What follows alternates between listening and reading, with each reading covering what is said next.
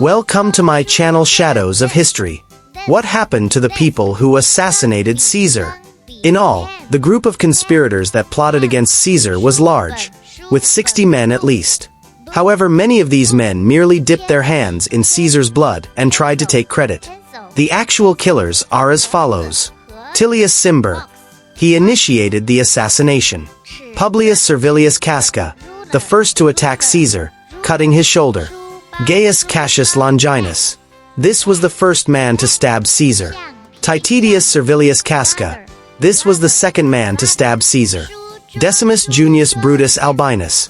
The third to stab Caesar, he stabbed him in the thigh. Marcus Junius Brutus. Brutus delivered the final blow, killing Caesar by stabbing him in the groin. These 6 men were the main guys that actually killed Caesar. There were lots of other conspirators that helped, but these are the actual assassins. So what happened to them? Nothing good. After the assassination, Mark Antony met with these men and Cicero to strike a deal. You see, the assassins had made an error.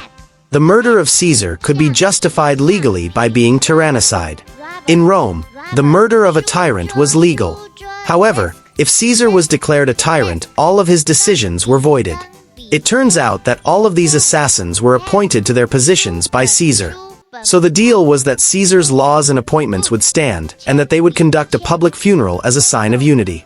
During this funeral, Mark Antony rose to speak. He first talked about how much Caesar loved the people and how he had donated his wealth to them.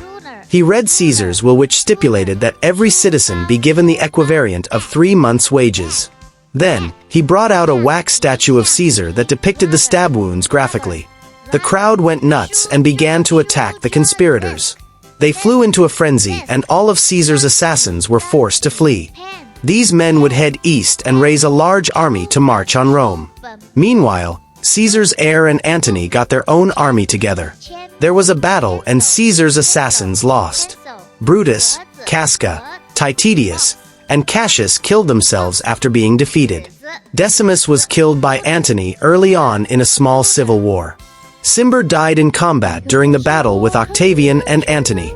As for the other plotters that helped, they were all killed by Octavian and Antony. When Octavian began consul, he purged Rome of everyone who was anti-Caesar, including even Cicero.